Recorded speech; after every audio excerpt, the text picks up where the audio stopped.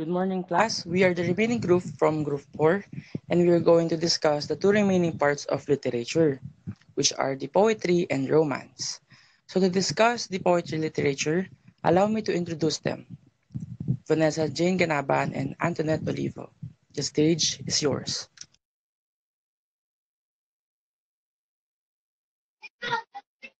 Thank you, Mr. Harry. Good day, everyone. My name is Mary Antoinette Esolivo, and together with Miss Vanessa Ganaban, we're going to share with you the contemporary poetry entitled Milk and Honey by Rupi Kaur. So, Milk and Honey is a collection of poetry about survival, about the experience of violence, abuse, love, flaws, and femininity. Split into four chapters: the hurting, the loving, the breaking, and the healing, with each chapter dealing with a different pain. It takes the reader on a journey through the bitter and the sweet moments of life, ultimately offering a message of empowerment and self-discovery. Core reinforces the power of individual words by inspiring intense emotions in her readers in a short space and grounds those emotions in line with textual images. So, what is the real meaning of Milk and Honey Nata? So how did Rupi Kaur come up with the title Milk and Honey? So as stated by the author herself in the foreword of the 2018 special edition publication, Milk and Honey refers to the beautiful resilience of all women, but specifically and firstly to those survivors of terror.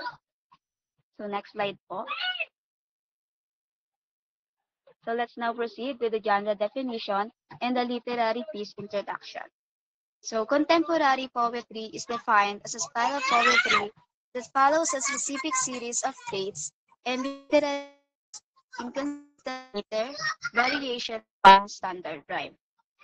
So, contemporary poetry is defined as a style of poetry that follows specific traits and literary tools, meter, variations upon standard rhyme. This poetry allows the mark identity, giving each poet's narrative a singular voice. The dynamic and varied area of contemporary poetry is always changing, much like the world and the variety of voices who inhabit it.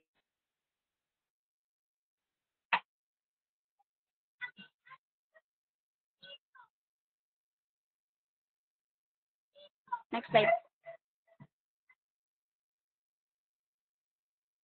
So, Milk and Honey is a collection of poetry and prose about survival, about the experience of violence, abuse, love, loss, and femininity. It is split into four chapters: the hurting, the loving, the breaking, and the healing, with each chapter healing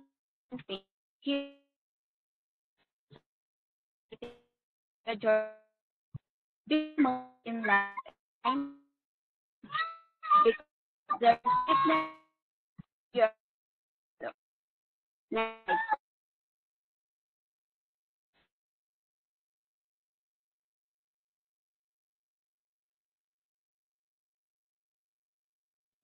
next slide po.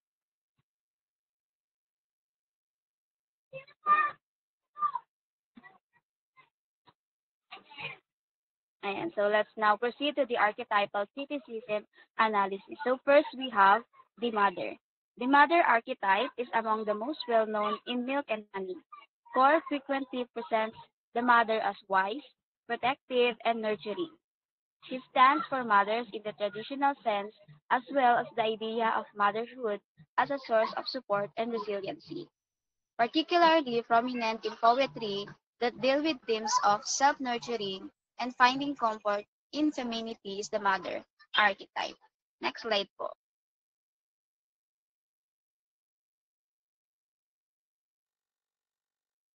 Slide.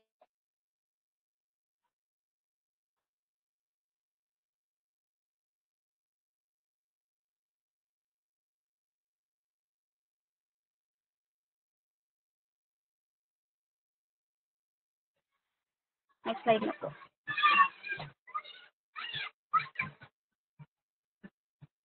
And so these are the lines directly addressing the mother archetype.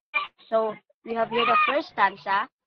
The very thought of you has my legs spread apart like an easel with a canvas begging for art. So this stanza implicitly involves the idea of creation and nurturing.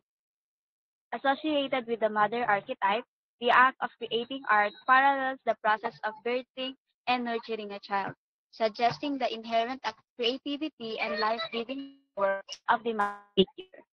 So second stanza, my mother was my first country, the first place I ever lived. So this stanza emphasizes the foundational role of the mother as a source of identity and origin, embodying the nurturing and formative aspects of the mother archetype. Next po.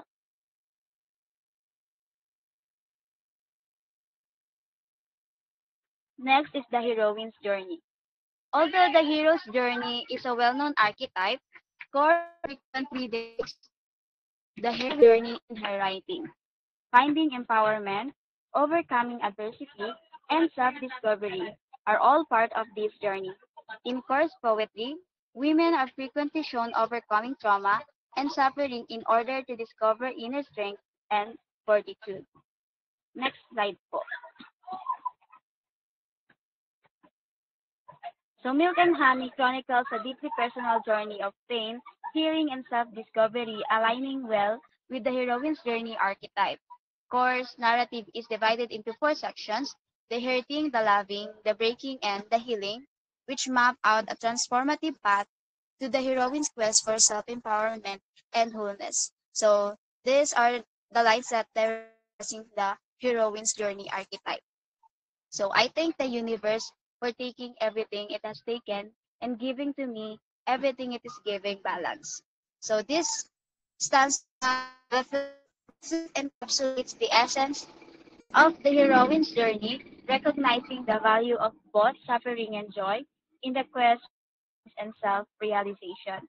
The speaker's acknowledgement of the universe role in her growth signifies the completion of a transformative journey. Next po.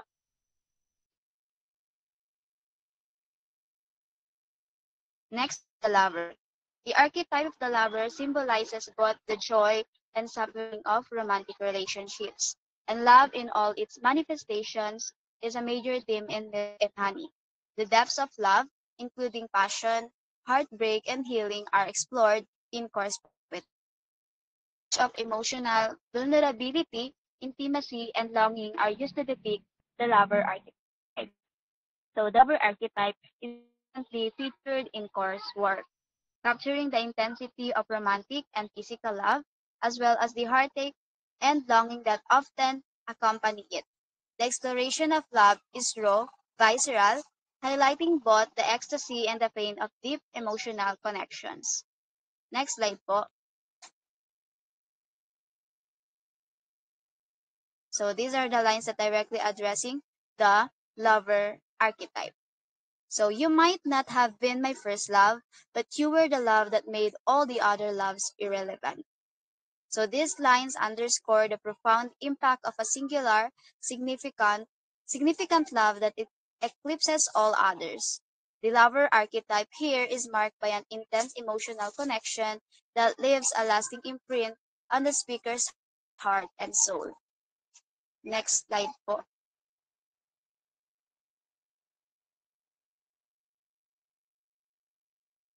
Next slide po. So for the last archetype, we have here the wounded healer. The archetype of the wounded healer, pabalik po.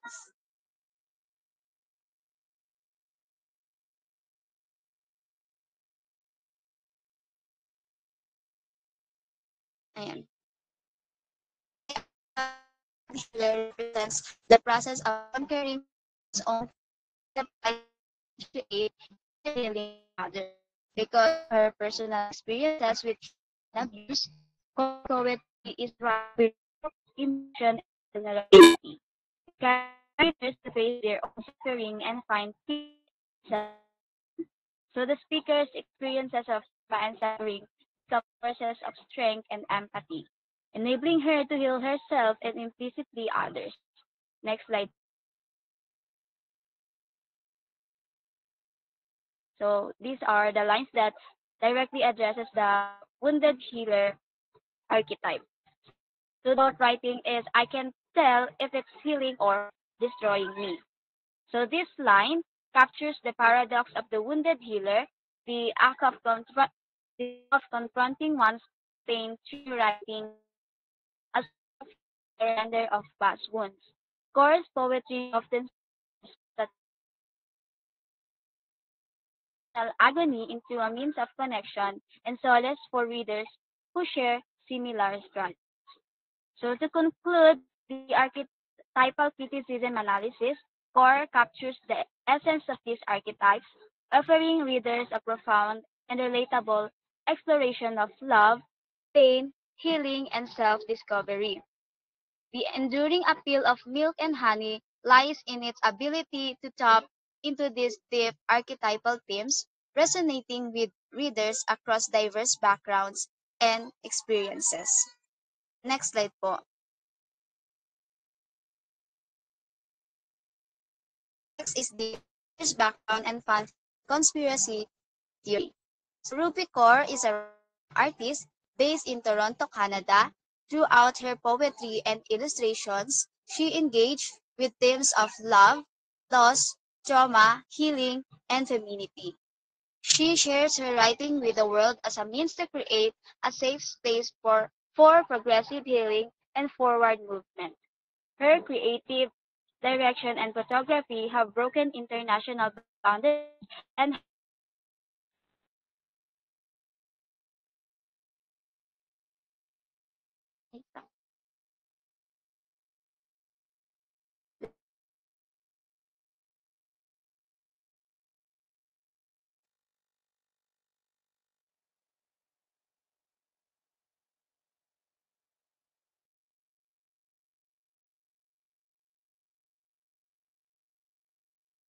have since made into galleries, magazines, and spaces around the world.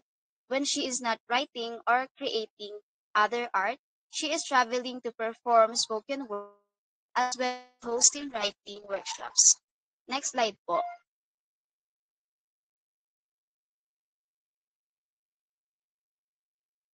So, Rupi Kaur performed kirtan and Indian classical music for several years.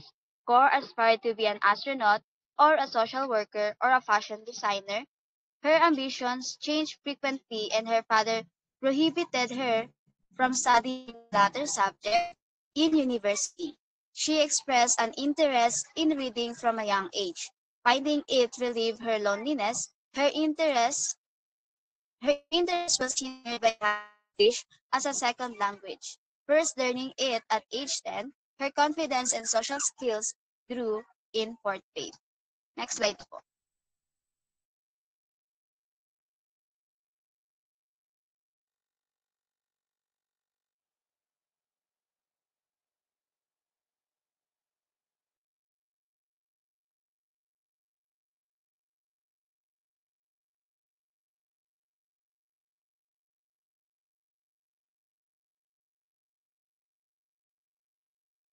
And so for the critical issues and themes, Ruby Kaur's poetry collection Milk and Honey delves trauma and feminism. The book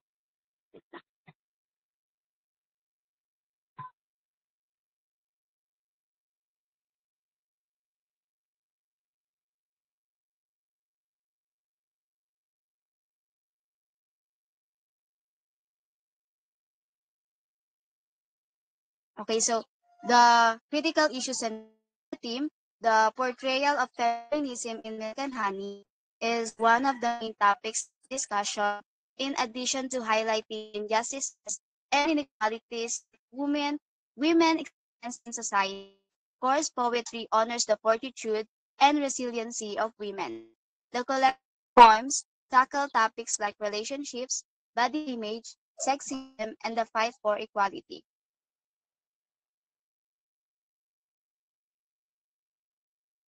Unapologetic empowering course feminist viewpoint inspires readers to grasp and accept their own strength. Like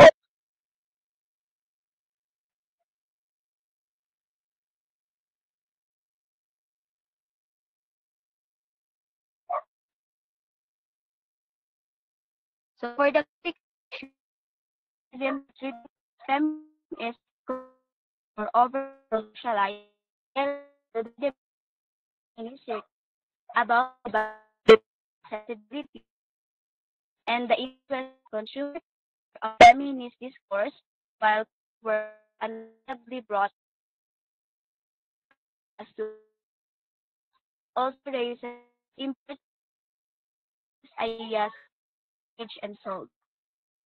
Under the core values of this movement, understanding this recognizing the complex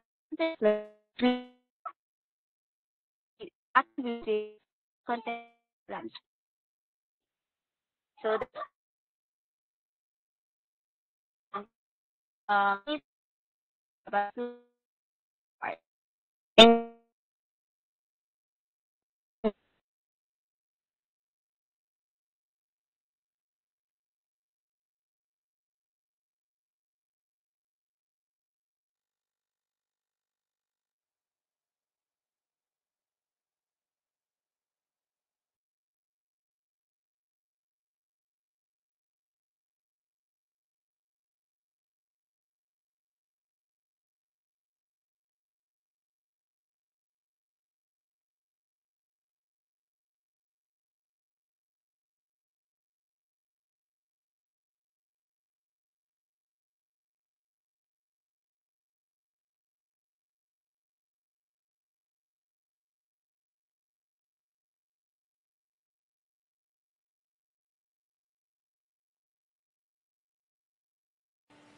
Hello, may audible po ba?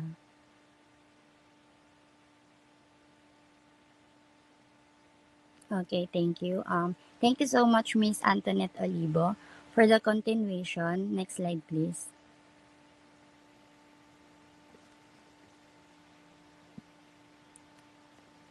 Next slide po. The literary devices analysis.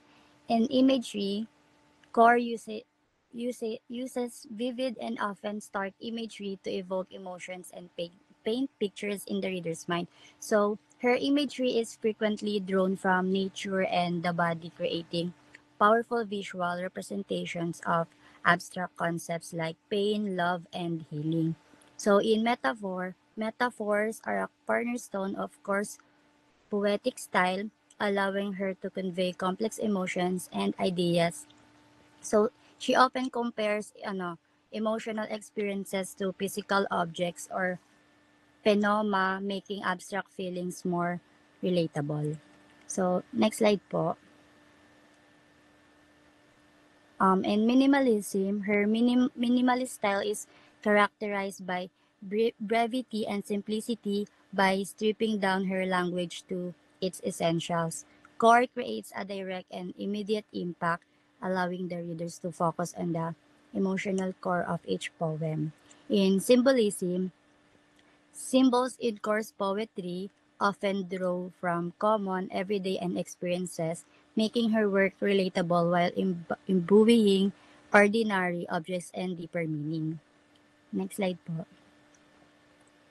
In book versus movie comparison, the book Milk and Honey and the short film Revelations of Love. Next, please. So, of the book, coarse poetry is typically characterized by its brevity and simplicity. Each poem, it is standalone piece, often with sparse language but rich in emotional depth. So, in short film, the Revelations of Love can employ various storytelling techniques, including character development, plot progression, and visual symbolism to convey its narrative arc.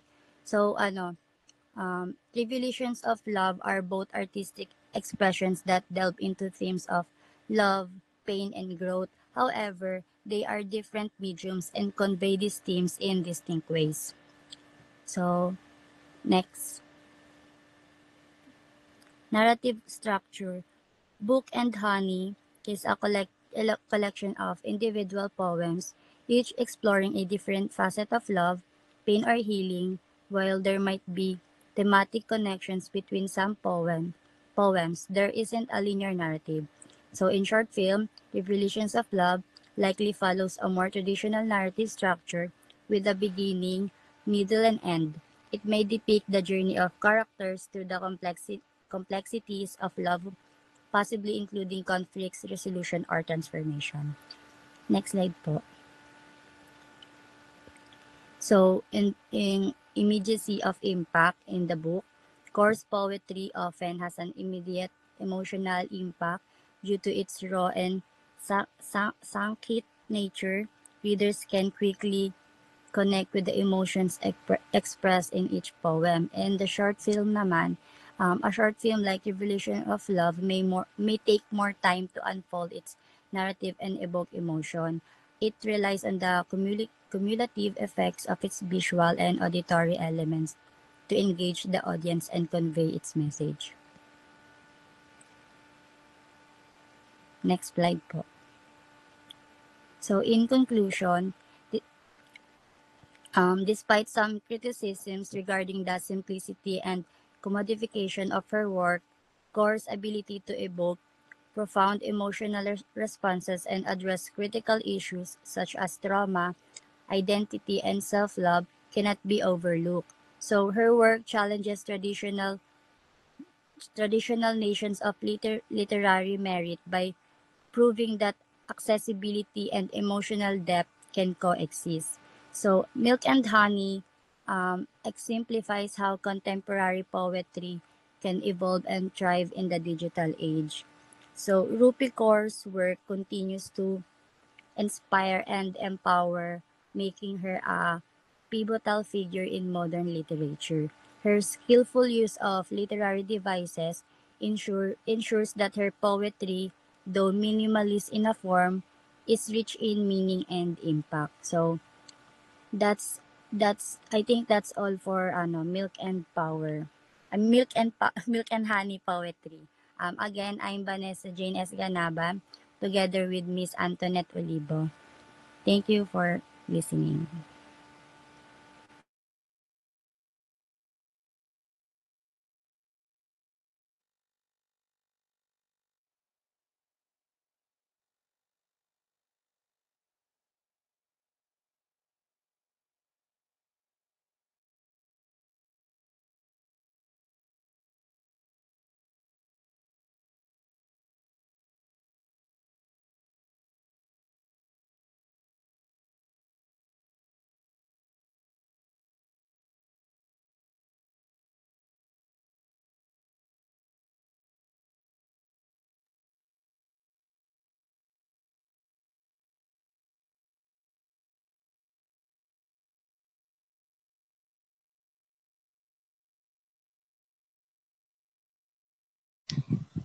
Greetings to everyone. May I commend to the previous reporter, which are Ganaban and Olivo.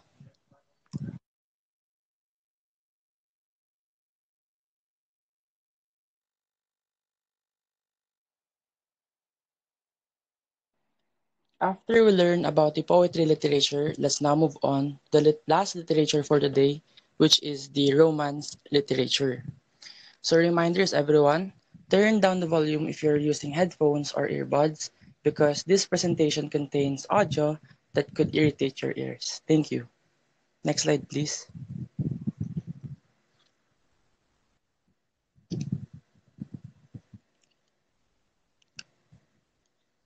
Now we're going to read a few lines from this literature. Have not saint lips and holy palmers too?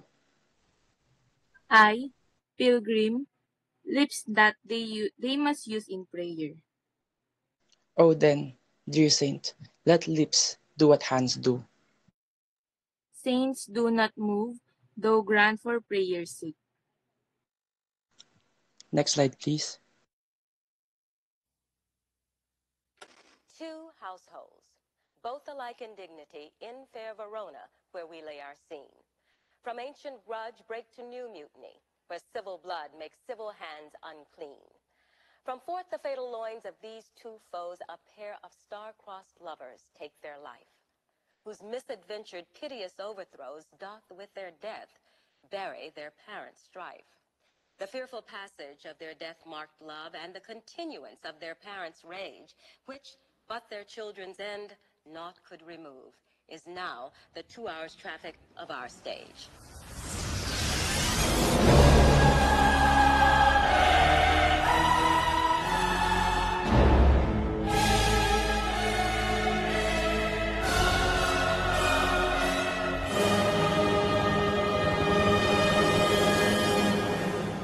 Two households, both alike in dignity, in fair Verona, where we lay our scene.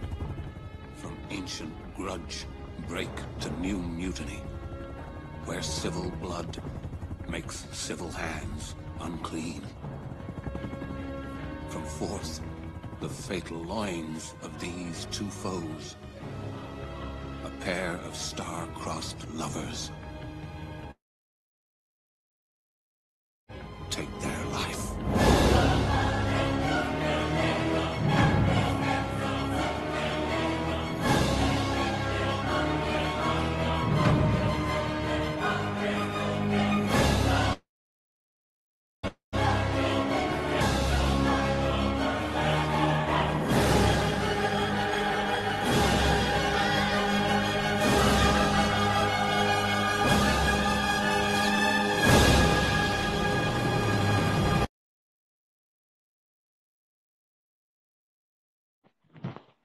Next slide, please. So, oops. Can you preview this slide? So I hope that you have any idea what we're going to discuss and what literature, the story that we're going to discuss. Romeo and Juliet is a famous literature that inspires other authors to create a similar story that up until now in our generation, romance and drama is still relevant. With this genre literature began flourishing all because all people love romantic stories. So moving forward, let's talk about the general definition of Romeo and Juliet to be discussed by Angel Case Hilario. Thank you.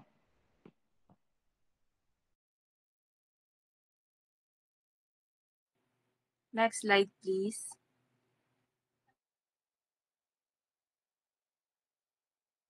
So, let's discuss the genre definition. Next slide po. The genre of romantic drama delves into nuanced aspect of love. Usually, the plot revolves around a barrier standing in the way of a couple's love. Romantic drama films often feature a variety of challenges such as psychological challenges, constraints and forbidden love, and condemnation from one's family.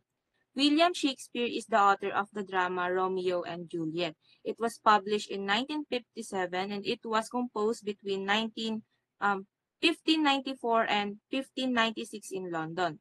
On the other hand, the movie adaptation of Romeo and Juliet was directed and produced by Baz Luhrmann. It is a modernized adaptation of William Shakespeare's tragedy of the same name that's still utilizing Shakespearean English, and the film was released on November 1, 1996 by the 20th Century Fox. The two main protagonists, Romeo and Juliet, are meant to be sworn enemies, but instead fall in love in this tragic love story. Because of the conflict between their families, they are unable to be together and are unable to handle being apart, so they commit suicide. Next slide po.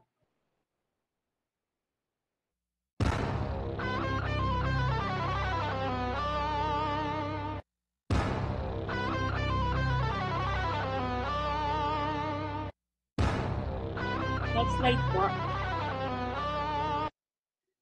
So, Romeo and Juliet, the two major protagonists in the tragic love story, are meant to be sworn enemies but instead end up falling in love. They are unable to be together due to the ongoing conflict in their families, and they take their own lives because they are unable to handle being apart. William Shakespeare, Romeo and Juliet is a tragedy but still able to show romantic drama despite of its ending. So the item 1 to 8 is the summary of the story of Romeo and Juliet, and let's just skip that because I know that you're already familiar with that. Next slide po. So happy prove to turn your household rancor to pure love. So now let's move on to archetypal criticism analysis. Next slide po. Would smell as sweet. So in the story, So Romeo would, were he not Romeo called, retain that dear perfection which he owes without that title. so in the story, the lovers are Romeo and Juliet. They are both the main characters in the play. Romeo Montague and Juliet Capulet are profoundly in love despite the ongoing resentment between their families. Next slide po.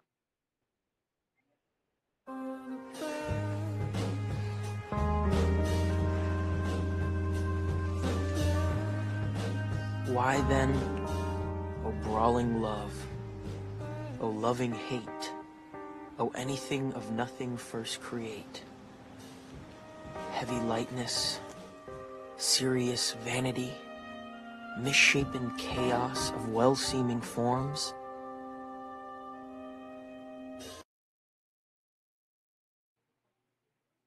So Romeo is the hero in the Romeo and Juliet. In spite of their family's long-standing rivalry, Romeo is an impetuous and passionate figure who falls in love with Juliet, a Capulet.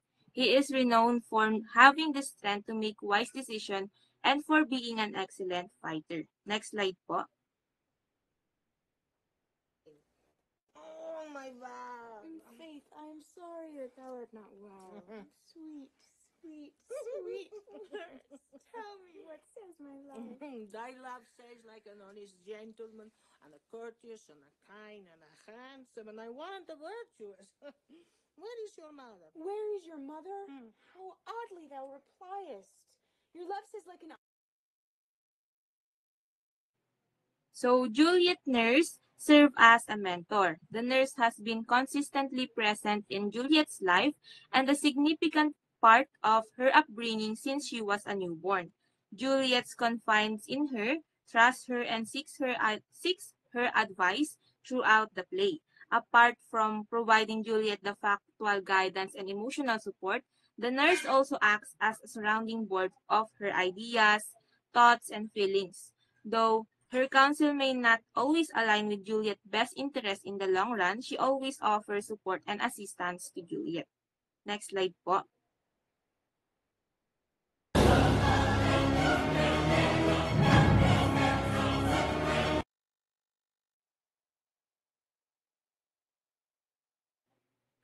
So Paris, Juliet's parents, and Tybalt are the villains in the story. Juliet's parents, Lord and Lady Capulet, push her into a planned marriage with Paris and don't appreciate that she loves Romeo. Paris, a nobleman and the Prince of Verona's relative, is still pursuing Juliet while not knowing that she is in love with Romeo. Next slide po. What thou drawn among these heartless hinds, turn thee Benvolio, and look upon thy death. Peace. Peace. I hate the word, as I hate hell. And thee. Bang, bang! Bang, bang! Bang!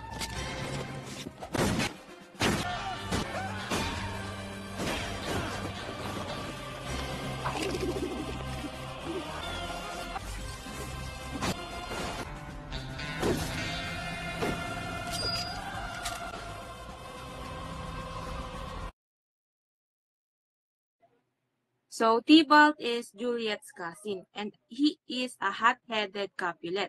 He harbors a deep hatred for the Montagues and is quick to engage in fight.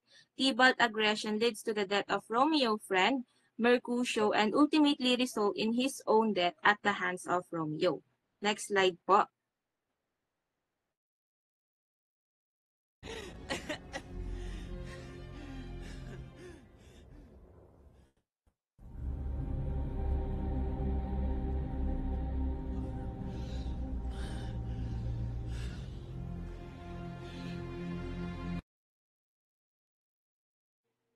So the story trickster is Mercutio. He is a bright, talkative man and who is well known for his quick wit, sharp tongue, flirtatious, playful manner. Mercutio is usually represented as being driven by his own desires for amusement and pleasure rather by societal conventions. He infuses his word with a great deal of inventive wordplay. Next slide po.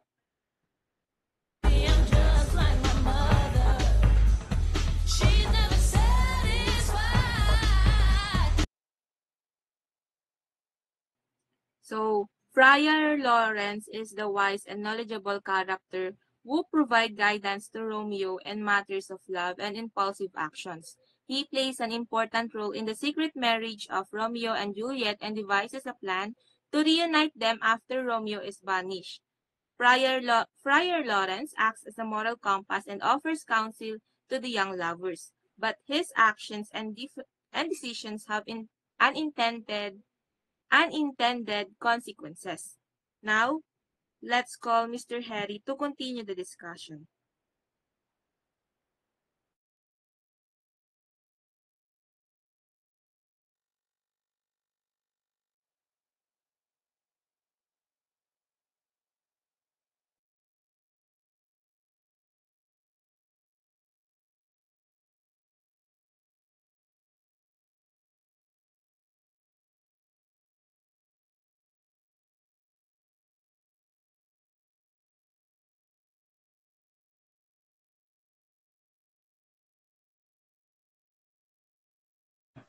So now that we're done with genre definition and archetypal analysis, which discussed by Miss Hilario, now let's proceed to the author's background. Next slide, please. Next slide. So William Shakespeare was an English poet, playwright, and actor of Renaissance era. He was an important member of the King's Men Theatrical Company from roughly 1594 onward. Known throughout the world, Shakespeare's works, at least 37 plays, 154 sonnets, and 2 narrative poems, capture the range of humans' emotion and conflict and have been celebrated for more than 400 years. Details about his personal life are limited, though some believe he was born and died on the same day, April 23rd, 52 years apart. So, William Shakespeare's purpose in writing Romeo and Juliet, Shakespeare wanted to convey the message that hatred and prejudice can lead to unnecessary suffering. Furthermore, he aimed to show the power of faith and how it can influence people's lives. The play also served as a commentary of the impulsiveness of young love. So basically, William Shakespeare wanted to send a message to the whole world that love can be dangerous, can be sweet, sour, and bitter. As long as you love the person, you will take how bitter it will take, how sour, and you will need to accept the aftermath of your love. Next slide, please. So moving forward with the fun facts and trivia of William Shakespeare. So first, his dad was a beer taster and a glove maker. So basically, William Shakespeare's family are not rich. They're in the middle class. So basically, they're not poor or rich either. So second is surprisingly amazing because he couldn't spell. So knowing William Shakespeare is kind of um, inspiring because he knows, like, he have a lot of masterpiece or novels, just like what I've said a while ago, that he had 154 sonnets and 2 literature poems. So in his previous life, he couldn't spell. So it's really amazing because even though you're not good in some ways, you'll excel in some other ways. So don't lose hope. So third is he married young. So married at the tender age of 18 to Anne Hathaway, not the actress from The Witches. Shakespeare's had 3 children in 3 years. So next is he tried to be an actor first. So William wasn't around much at home as he went to London to be an actor. So basically, before he began writing literature pieces, so he tried to be an actor first, but it didn't end up well. That's why he stick to his other love, which is writing, rom-coms and comedies. Next slide, please. Okay. So the fifth is he was productive. So Shakespeare wrote at least 37 plays in his life that we know. Of this averages out of 2 per year.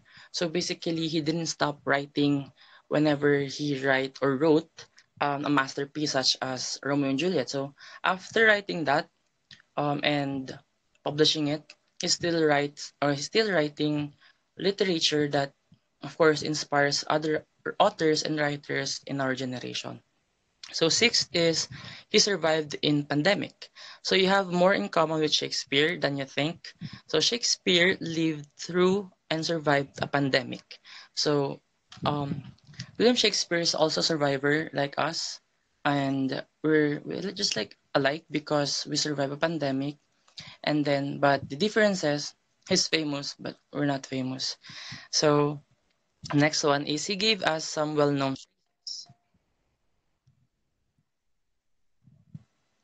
Okay.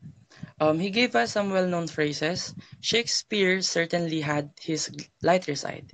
He liked to put jokes in his plays, even in his tragedies. And he also made up phrases that we still use today, such as melted into a thin air, wild goose chase, I haven't slept in a wink, and break the ice. So, just like I said a while ago, um, William Shakespeare writes a lot of jokes, and like most of his genre revolves in tragic, drama, and comedy. So if you read or have read a lot of his literature, you'll notice that he loves putting comedic um, comedic phrases in his stories. Next slide, please. Eight is rude insults were his specialty.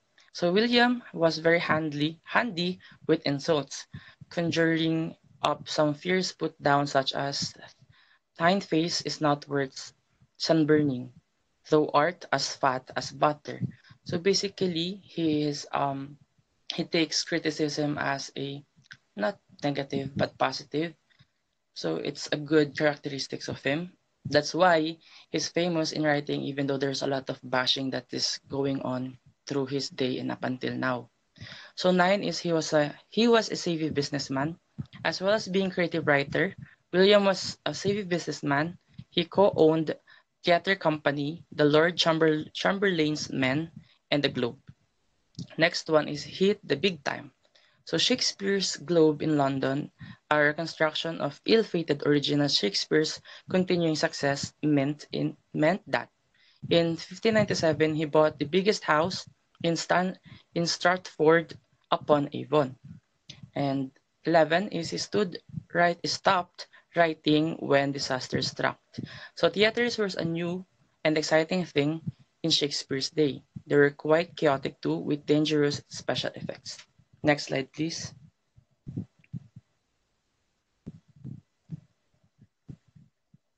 Okay, so now let's move forward with the fun facts and trivia. So Romeo and Juliet was once Shakespeare's most popular plays from the moment it was performed and printed. So the first edition appeared in print in 1597 as an excellent conceited tragedy.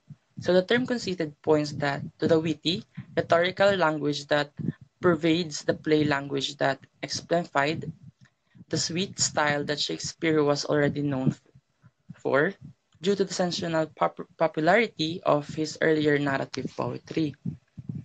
And John Danter published the first quarto, and although his name appears in the imprint, he printed only the first 4 sheets in a practice typical of the book trade.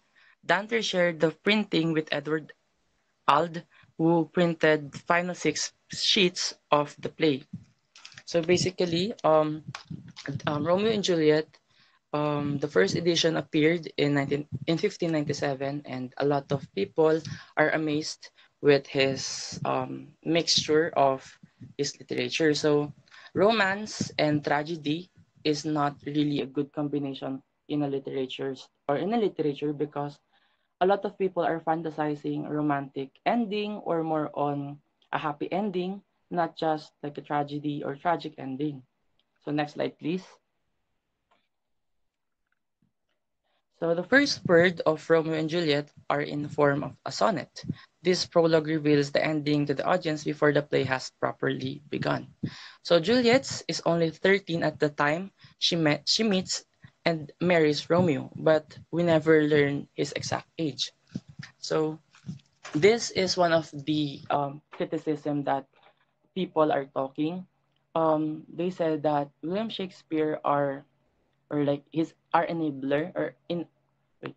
So a lot of people are talking that William Shakespeare spreading pedophilia that time, though it's not really a thing before, but right now they thought or they think that this story is kind of manipulative because with the improper guidance of the family, at the early age 13, imagine a 13-year-old girl will marry, like they said that Romeo is above adult or 21. So it's not really a good thing right now. But back then it's okay.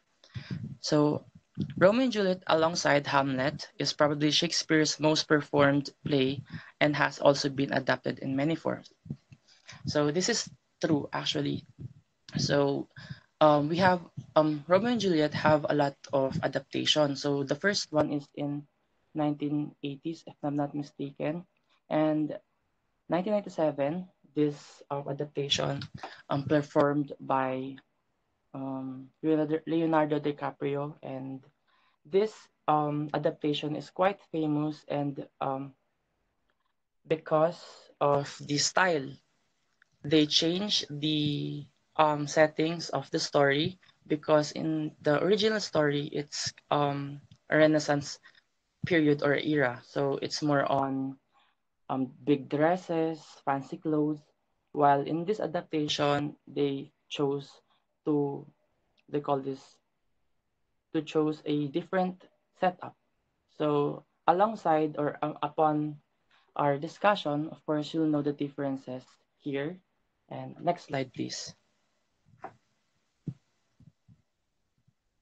Okay, so now let's move on to the critical issues that we've seen in the story. So next slide, please.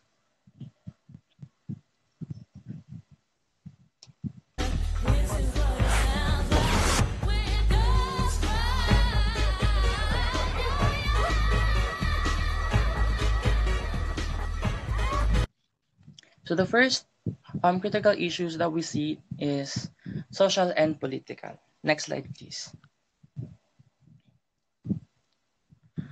So social and political commentary. So the main reason for their rivalry was that they were fighting over political supremacy. Both of the houses wanted to assert their power over the other. So the main reason of the feud between the both parties or families are fighting over the power. So it's really relevant in today's generation because this is happening right now. And a lot of families are fighting, or like the higher families. I'm not gonna name something or someone because it's really sensitive. But this topic is really relevant in our generation, and it's surprisingly amazing that um, William Shakespeare's like put this way back and it's existing years before in our generation right now. And by this critical issue, of course it flourish the hatred between both parties and hinders the love or relationship of Romeo and Juliet. So aside from this critical issue, there are a lot of themes that are presented in the story. So of course, love, relationship, and social injustice and inequality. Next slide, please. So this is where love and relationship will happen. Next slide, please. So the story, wait. So the story explores the powerful and passionate nature of love, particularly the intense love between Romeo and Juliet. Despite of the feud between their families, they fight for their love and even chose death for their love. We're not going to focus on their story first, but in this first scenario, so Romeo has a first love or had a first love. So she was Rosaline. So Romeo is the only child of Lord and Lady Montague when we first meet him. He believes he is in love with Rosaline. At a party, he meets Juliet and they instantly fall in love and they married in a secret the next day. So Shakespeare wanted to send a message that love is kind of, like impulsive because at first stage or first day, Romeo had a huge crush or feelings with this girl named Rosaline. But Rosaline didn't like back Romeo. That's why he went to a party because he's broken hearted. That is why when he saw Juliet, he thinks he's in love with him, though it's kind of light and impulsive, yet they choose to fight for their love. Next slide, please.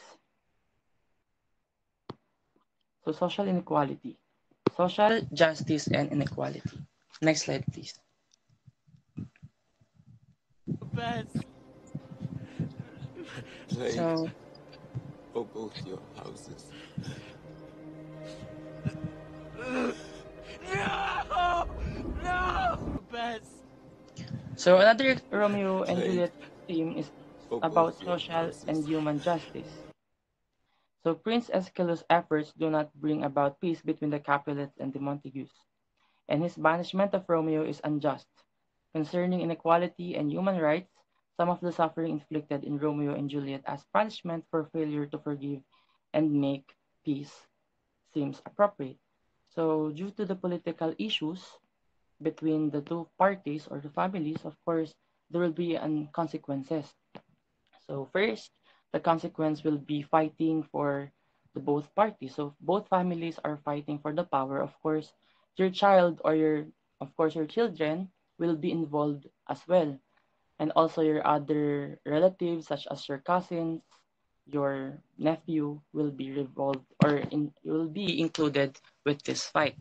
So the other examples are the death of violent Tybalt, Prince Ascalus' loss of his kinsmen, and the Capulets and Montagues lost their children. Yet more of the suffering, the deaths of Mertutio. Paris and the lover seems arbitrary and the work of the malignant fate. Shakespeare's language leaves room for a continuing hope in divine justice.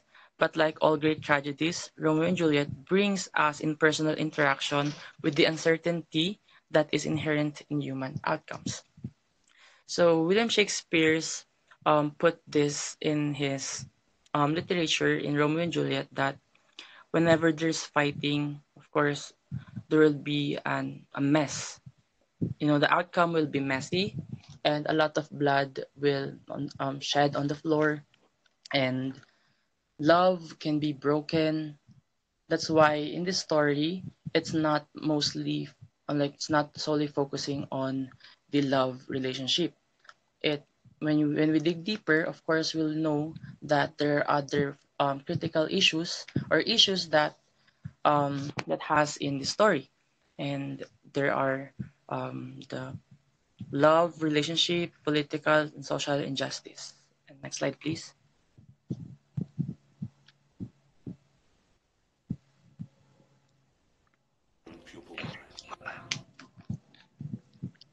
Now, now, now we're done with critical issues. Let's now proceed to the literary device. Next slide, please. So the literary device that we use is reader response theory. So the method that we use for this story, Romeo and Juliet, is reader response theory. So it emphasizes the role of the reader in shaping the meaning of a literary work.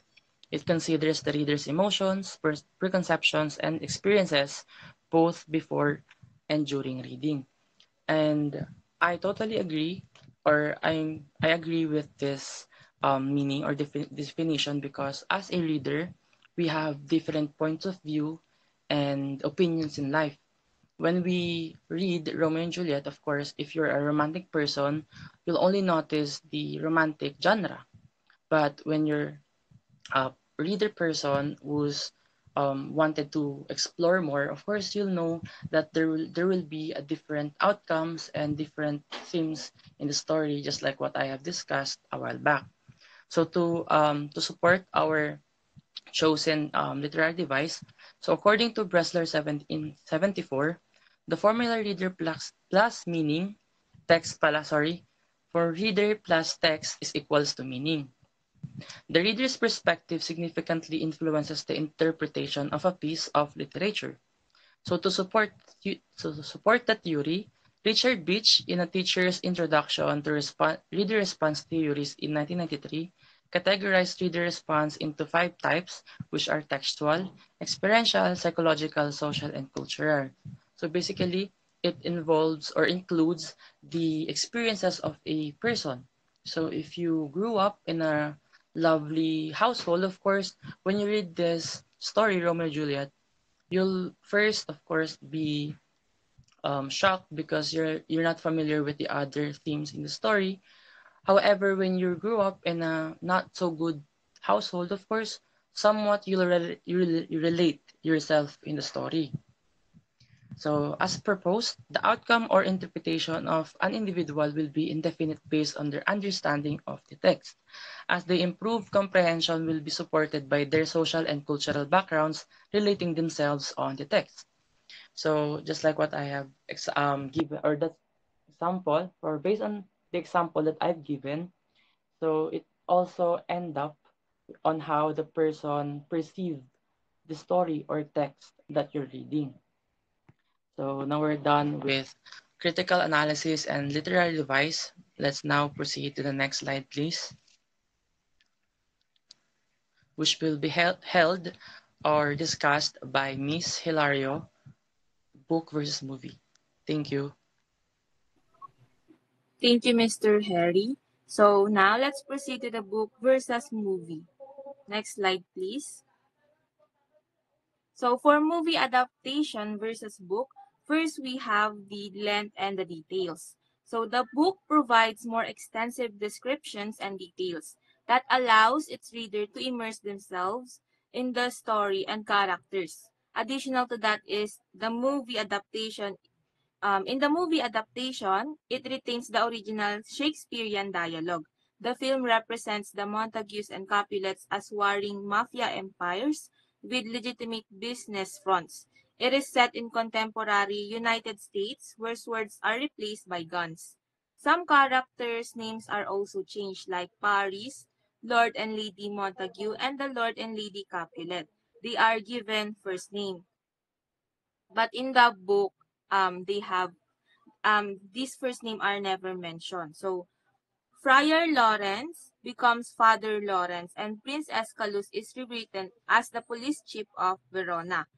Um, the adaptation eliminates the characters of Friar John and some characters change in families. In the book, Gregory and Samsons are Capulet, but in the film, they are Montagues. Conversely, Abram as Abra is shifted from Montague to the Capulet family. So, the second is how it appears visually. With the help of Shakespeare's descriptions, readers are able to visualize the characters, locations, and attire in the text. A more tangible and visible perspective is offered by film adaptation, which in contrast visually represent the people and environments.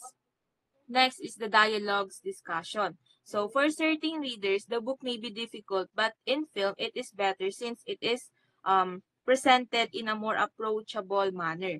Fourth is the character reflection. Players and directors interpret the character in ways that are unique to them. The movie version features certain actors' interpretation of the characters, which may affect the opinion of those who are more recent. However, the book gives readers the flexibility to visualize the character.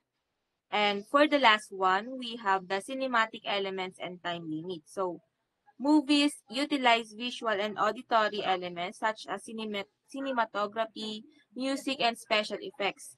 It enhance the story experience. So these elements are not present in the book and can provide a different emotional impact for viewers. So movies have limited runtime, which result in the omission or alteration of certain scenes or subplots. The book, on the other hand, can dive deeper into the story and provide more nuanced character develop, and that's all. So now may I call on Mr. Harry to discuss the remaining topics of this lesson. Thank you. Thank you, Miss Angel. Now let's proceed. And can you move to the next slide, please? So we're almost through, and we're ending it in a conclusion. So can you move to the next slide, please? Okay. So the famous literary piece of William Shakespeare, Romeo and Juliet, are around 426 years old. Although it is old, this literary piece is still have the biggest impact on our modern day society. Over the years, human behavior has remained constant. The rivalry and love, fixed marriages and injustice, which often ends in misfortune. The most common answer that everyone will be able to relate is love amidst war. If a person is deeply fallen in love with someone who shares the same feelings, they became unstoppable, just like Romeo and Juliet. The world turned against them. However, they did not give up. Instead, they fought for their love until their very last breath. Aside from love, if we're going to dig deeper in the literary piece, we could also find answers in war between family and how it affects each individual. So the story ends. Suddenly, or unfortunately, both of our protagonists end up dead due to the cause, like fighting between overpower or political. The effect will be, of course, not so good, just like what I've said. So the ending, they chose to kill themselves because it is the only way they could be together. And this story or this literature is so old. However, it's still relevant in our society because it has something that we relate to, just like fixed marriages and family problems and choosing someone we don't love. That reason or that problem will end into a misfortune, just like in this story said. So it is also, or this story is also a warning to every young people who are in love and experiencing not the exact, however, like a um few um few setups. If they're experiencing it, like this story sends a message to be strong and choose what you love and love whoever you want. So that's end to our discussion. That is Romeo and Juliet, and written by William Shakespeare, and a movie adaptation by Baz Luhrmann. And we hope that you learned something with us today. And next slide, please. So we have here the similar films we love. So Little Women, Pride and Prejudice, A Walk to Remember, and The Notebook. And we hope you enjoy our topic, our discussion, and we put some movie here to suggest and you watch to suggest, and if you have time, watch this movie and share us your thoughts and why we put it here in the end of our discussion. Next slide, please. So thank you. I am Harry M. Demokulangan together with my partner, Angel Case Hilario. We're done with romantic drama. Next slide, please. So here are the reference that we use. So thank you. We are the group. Bye-bye. Thank you.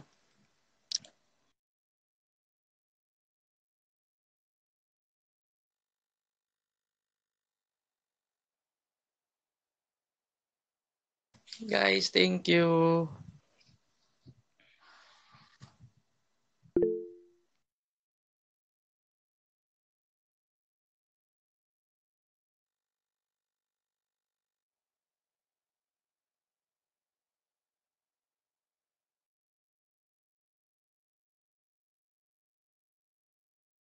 Maridan na?